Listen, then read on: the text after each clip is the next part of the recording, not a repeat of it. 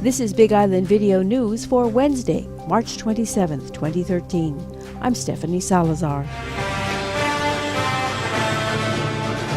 North Korea is reportedly taking aim at military bases on Hawaii and on the United States mainland once again.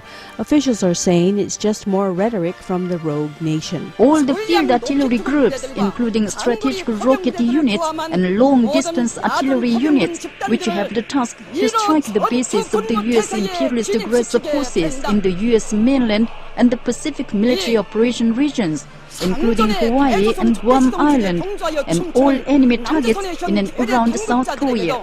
Still, U.S. Pacific Command is prepared in the event North Korea does strike. At a Tuesday press briefing held at the White House, the subject of North Korea's posturing came up in the discussion. Yes. North Korea has renewed some of its threats against the United States. Does this raise heightened concerns, or is this just the usual rhetoric? Well, Mark, as you know, North Korea's bellicose rhetoric and the threats that they engage in follow a pattern designed to raise tensions and intimidate others.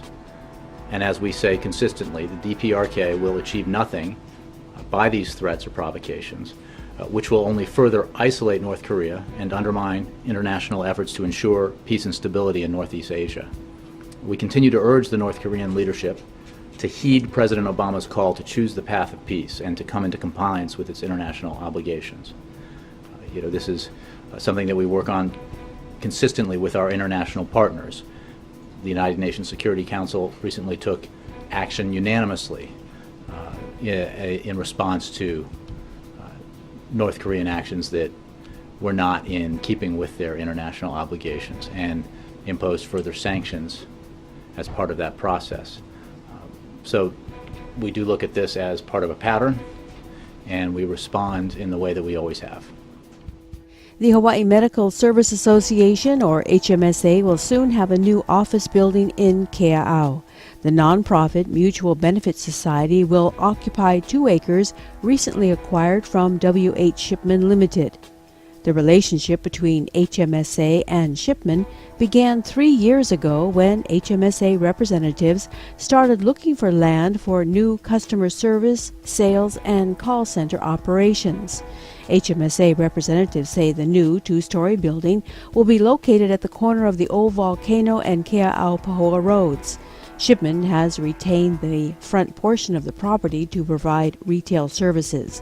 The 20,000 square foot complex is expected to be ready for business by the end of 2014, and the building's design will be reminiscent of the plantation era with gabled roofs, ample overhang, and breezeways.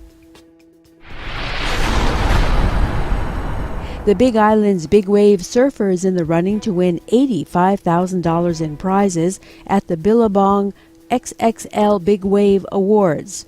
Kona Pro surfer Shane Dorian was nominated in all 4 major categories for this epic single-day session at Jaws off the northern end of Maui in October. Dorian appeared on Big Island Video News just this January, speaking about the Keiki Surf Classic he hosts on an annual basis. The wave conditions are pretty radical today. It's pretty unusual for Kona. We got a huge storm surf, and we got huge waves. It's pretty unusual for Kona, and it's pretty treacherous out there right now. We have a lot of kids who are 7 and 6 and 8 years old that are out there, and some of the biggest conditions of their lives. And but we have a lot of water safety. We have city and county lifeguards utilizing jet skis, and so it's very safe conditions even though it's big. It was a big surf day in Kona, but nothing compared to Jaws in October, where locals scale measured the waves at 25 feet.